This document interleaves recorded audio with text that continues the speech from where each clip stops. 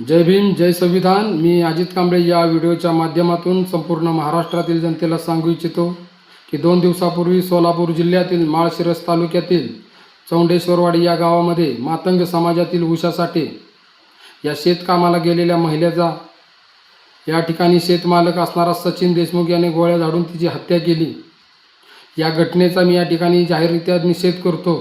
त्याचप्रमाणे सरकारला या ठिकाणून इशारा देतो की अशा नराधमांना, ज्यांना माणसातला माणूस कळत नाही, माणूस आहे का जनावर आहे हेही कळत नाही, अशा व्यक्तीला तत्काळ फास्ट ट्रॅक कोर्टामध्ये बुडवून त्याच्यावरती फाशीची किंवा जन्मठेपेची त्याला शिक्षा देण्यात यावी, ही या व्हिडिओच्या माध्यमातून मी या ठिकाणी मागणी करत आहे।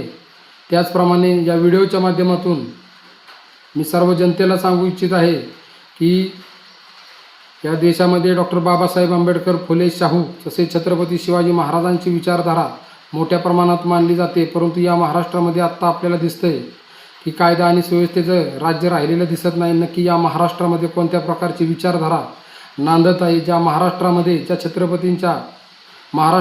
छत्रपतींच्या काळामध्ये भाजीच्या देठाला देखील हात लावला जात नव्हता।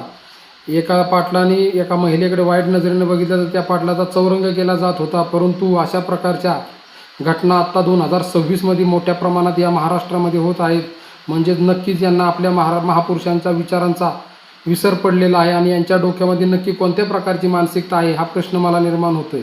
त्याचप्रमाणे या महाराष्ट्रामधील मातंग बांधवांना सांगू इच्छितो की आरक्षण उपवर्गीकरण आंदोलनात, आरक्षण उपवर्गीकरण मोर्चामध्ये ज्या माणसांना आपण ओळखतही नव्हतं त्या माणसांना आपण आपल्या जनतेचं मागण्या मांडण्यासाठी एक स्टेज दिलं, त्यांना नेतृत्व करण्याची संधी दिली। हजारोंच्या संख्येनं आपण त्या ठिकाणी उपस्थित राहिलो आणि त्या स्टेजवरती हे नेते आपल्या जीवावरती भाषणं ठोकून आपले नेतृत्व पण सिद्ध करू लागले आणि आम्ही समाजाचे कसे काय नेते हे अख्ख्या जगाला बोंबलून सांगू लागलेले होते।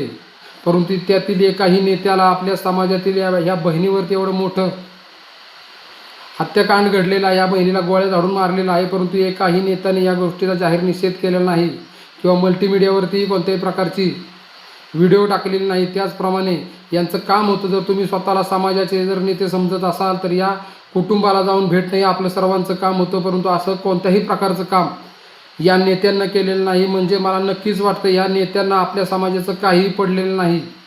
ह्यांना कोणतरी चिठ्ठी वाचायला देत असतं आणि या चिठ्ठीच्या माध्यमातून हे भडकाऊ भाषणं करत असतात आणि समाजाला वेगळ्या दिशेने नेण्याचा यांचा हा प्रयत्न आहे, हा त्यांचा डाव आहे, हा नक्कीच आपल्याला हाणून पाडला पाहिजे। जर नेत्यांना तुम्हाला खरंच जनता तुमची वाटत असेल तर नक्कीच या कुटुंबाची आपण भेट घ्यावी, ही या व्हिडिओच्या माध्यमातून मी आपणाला मागणी करतो।